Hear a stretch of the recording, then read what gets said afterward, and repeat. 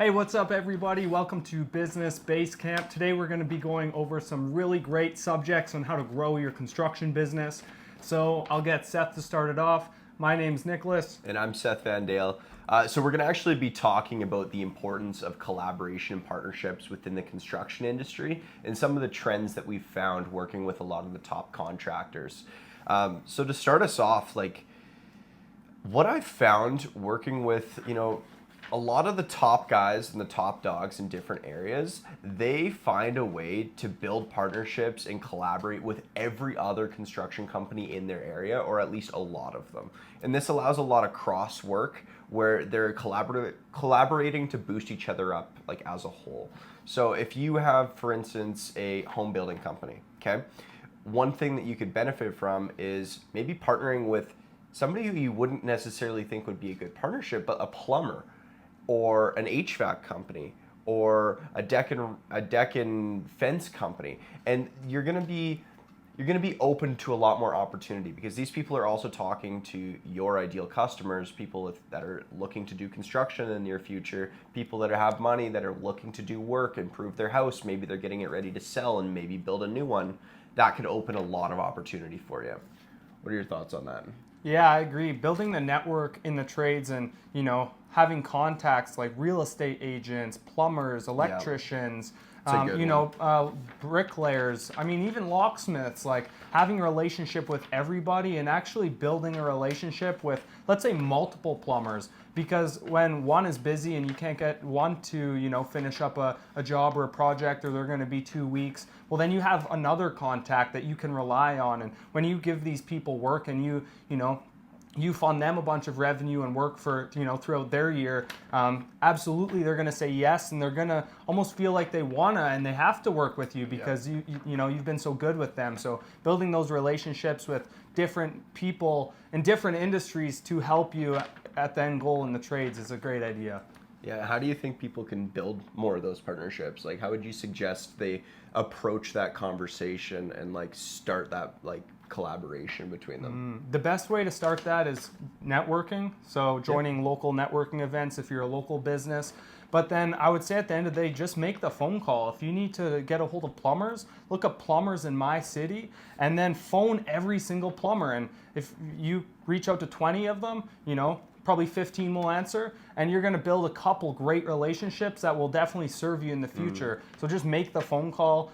Phone calls are definitely not dead. People pick up the phone and you can talk to them directly. So don't try to, you can message them on social media as well. It's a great idea. But if you just phone somebody and you get to know each other on the phone, that's my recommendation. Yeah, I would also say that a lot of people underutilize LinkedIn, and I think it's a very powerful platform just for networking within business to business.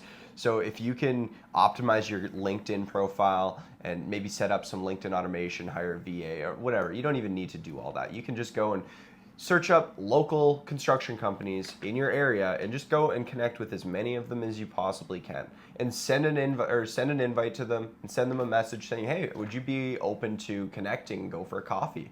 And you do even just 2 or 3 of those a week or a month even.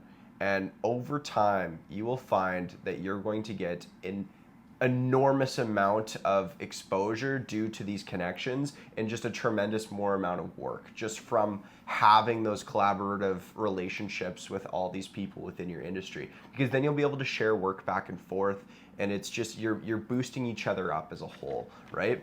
So make it about them. That's always what I've found when we collaborate with other people. Approach the conversation oh, I'd love to learn more about your business and maybe how I can help you out. Maybe there's a way we can collaborate, and just go for coffee with them, have a phone call with them, pardon my language, but just go and shoot the shit and build that friendship so that you're the first person they think of when they hear that somebody needs a home built, or they need, a faucet, installed in their place, or whatever it might be that's relevant to your industry.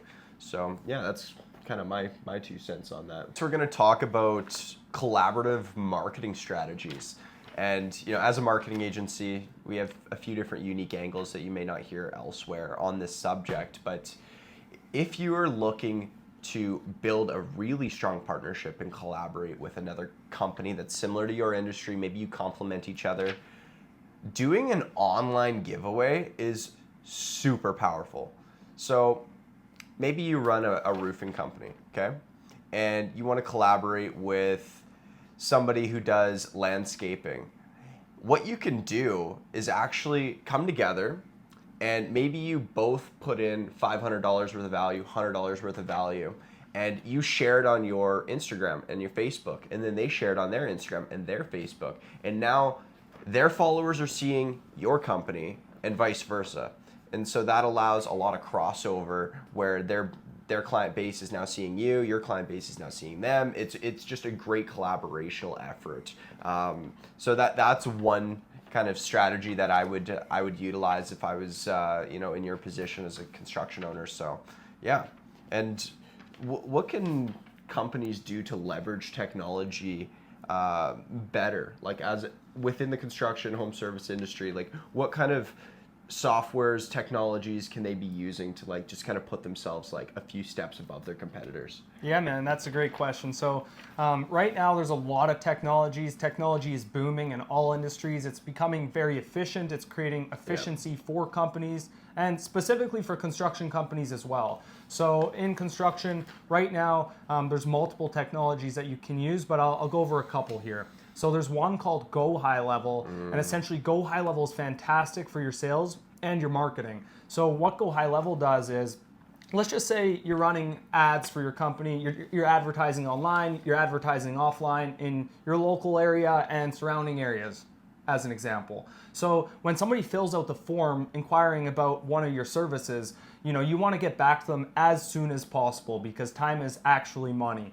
And so if you can email them as soon as they fill out the form, that would be the best scenario. And people have done that in the past before technology, but you have to have a human on it and you have to respond quick. But now we can use AI and artificial intelligence, and what we can do is we can automatically send them an email and a text message, and you can actually space it out, right? So you can send the text message 3 minutes later and you can send the email instantly, and then they can actually have a chance to respond to that for you to then phone them, and you're already into communication. So that's a great way because you never let anybody slip under the cracks and lose a potential deal. So technology can really save you time, and probably you can fire a couple admin people in your team because AI is quick and efficient. Yeah, like Go High Level allows you to completely automate the entire sales cycle. So say you're running a Facebook ad like Nick mentioned, it will auto create a contact within the CRM. And if you're not familiar with a CRM, it's customer relation management tool. You should definitely look into it if you haven't heard of it. Basically, it's a database of all the leads and all the potential clients that you have. Anyway, it will auto create a contact for them. And then what it can do is send them an SMS, like a text message, then an email, and then you can have it so that it sends emails over and over and over and over and over again. And it can put them into an email list where now they're getting your monthly newsletter, now they're getting follow-up emails from you and your team.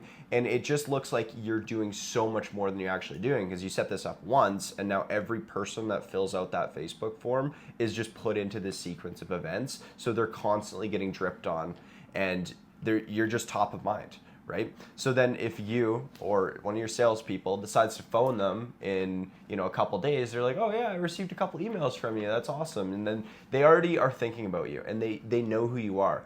Rather than the opposite end of it would be they fill out that form and what is it, like 90% or on average, the response time on a lead, what did Grant say? It was 27 hours for somebody to get back to the average lead. To get back to the average lead, right? But there's another statistic where your chances of closing an inbound lead increase to 8 times the amount if you phone them within the first 5 minutes of them submitting. So also within that Go High Level platform is you can set it up so it texts you or emails you and your team as soon as somebody fills out that Facebook form. So it's instantly like, bang, text, oh, somebody filled out the form, and then it texts you all their information. You press on their number, you call them, bang. Within 5 minutes, you're on the phone with this person, rather than the alternative of them sitting for 27 hours. And now the chance of them even remembering they filled out a form in the middle of the night is like very minuscule, right? So moving on. Speed is like a currency in that regard. It really when somebody is. fills that form, and if you phone them 2 minutes later, I hear it every time. They're like, "That was quick. That's awesome." Yeah, I love and hearing like, that. that's a great thing, a great response from your prospect. Where if you phone them and they're like, "Oh, I don't remember filling that out," and you've got to try to, be like, "Hey, this was my video. Do you remember me?" Yeah. Well, that's no good. You've already lost their attention. So true. So true. Yeah, you're definitely starting behind the 8 ball. If you have to tell them that they filled the form out and they don't remember doing it, it's like, yeah, you're definitely starting behind the line versus the alternative of calling them within 5 minutes. You're like, oh yeah, I just saw your ad. It's like, that's great. Okay, awesome. Let's roll. Yeah. So another topic that I wanted to talk about was, what are some of the other things that you notice that our top clients are doing that other construction companies and home service companies aren't doing? Yeah, so right now what's really working in the trades and the home service based business is essentially when you're running an ad, people are tired of seeing these templated ads. They just don't work. It's like, hey, we do this, this, this, this, and this, and people just scroll right past it. Yep. But if you can make a personalized ad where you're Video. speaking directly Yep. to your prospect who wants to build a home, who wants to build a fence, who needs plumbing in their house, who needs an addition, as an example, and you're speaking in the ad directly to the prospect, then this is converting really good. And the reason it converts is because you're building a connection. There you can It's actually personality. Yeah, you it's can put personality. emotions into it, and people can actually connect with you. So when you phone them, you've already explained it in the ad. That's working fantastic. And I just want to say one more thing. There's a difference in the trades. If you're boosting a post and you're seeing, hey, I boosted this post, I got 150,000 views. The views is a great ego play, but it does not matter, because really what you're looking for is people to fill out the form and for them to become a lead so that you can actually offer them your great service. So you need leads, not impressions. Yeah, no, that's an absolutely great point. I think a lot of people kind of miss that. They'll just run an awareness campaign, or they'll simply just hit that little blue boost button on Facebook and think that that's going to generate leads. And you know what? Sometimes it does. Sometimes it does work for them. And if you're only spending, $10, $20, $30 a day, that's probably your best bet, is to just hit that boost button. But if you're wanting to generate serious amounts of leads and higher ticket jobs in the areas that you want, that's where you approach professionals like ourselves, where we're not just hitting that boost button, we're going into the back end of Ads Manager and building a campaign from scratch, where we can set it up so it's directly targeting people that are likely to fill out the form and are more incentivized through the platform to actually become a lead versus just an impression. And if you don't know what those terms are, you can do a quick Google search, but impression is just them seeing the ad, and Facebook likes to just show it to the most amount of people for the least amount of money, versus a lead ad is they want to show it to the people that are most likely and have the highest intent of working with you. So yeah, I think that's all I had. Did you have anything else that you wanted to add? The last thing I wanted to add is, do you see any future trends in the construction industry? Like, what are future trends that you're seeing based on, technology just in general? Yeah. Do you see any future trends? I do, actually. I do see a lot of future trends. And one that really sticks out to me is the companies that do really good social media, like they're posting consistently high quality. Those are the companies that are going to stand out in the future. Because almost everybody is running ads now. And if you're not, you're really far behind. And they have a good website, most of them. And again, if you don't, you're really far behind. But one thing that is really helping people stick out and just reaching a massive amount of people for an extremely low price is creating great social media content for their potential customers. And I know that because I've been targeted by a few companies, and I follow them and I keep up to date. I see all their videos. And if I were ever to get a custom home built, I would go to them, just because how great their social media is, and I've been following them for so long. So that would be one of the trends that I'm seeing, is that if you want to really stick out and have attention brought to you over the long term, is don't overlook social media like Facebook, TikTok, Instagram, LinkedIn, YouTube Shorts. Don't overlook that, because that is where you're going to build an organic audience of some really, what is the word I'm looking for? Some really high quality followers, right? Like that's how you're going to build loyalty essentially within your customer base and within your followers. So yeah, definitely don't overlook the organic posting on social media. It is free. You're overlooking something that's free, and you can go reach thousands, hundreds of thousands, hundreds of millions of people. Just as an example, me and Seth have been posting twice a day, and yesterday alone we reached 5,800 people. Just organically, so, organically from posting for free. So that is the power of it. So we were at an event, and there was 4,500 people at the event. Yep. So I said to Seth, we reached the same amount of people who were at this event. We didn't pay $1. Yep. So, I mean, can't overlook that. Yeah, and it maybe took us how long to create those videos and post them? Less than an 25 hour. minutes. 25 minutes. Yeah. 5,800 people. 5,800 people in 25 minutes, exactly.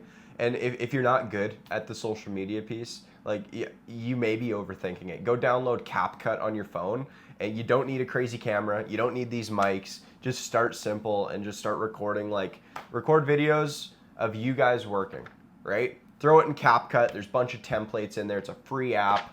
And it'll amaze you what you can create if you just start posting trying. Some videos, start trying, use Canva, use the free version. That's what all these social media managers are using anyways. They're using CapCut and Canva. Exactly. And, you know, that's your average social media manager. So you can definitely do it yourself. It doesn't have to take that long. There's tools like ChatGPT now that you can tell it some information, it'll write it instantly. The thinking's gone. All you got to do is understand what you're taking a picture or a video of, make it look nice, and get it posted. So. And if you really want to take it to the next step, you go on like Fiverr or Upwork and you find somebody that's a social media manager across seas, and you send them all the content and they'll just do it for you for pennies on the dollar. That was this episode of Business Basecamp, so thanks for tuning in.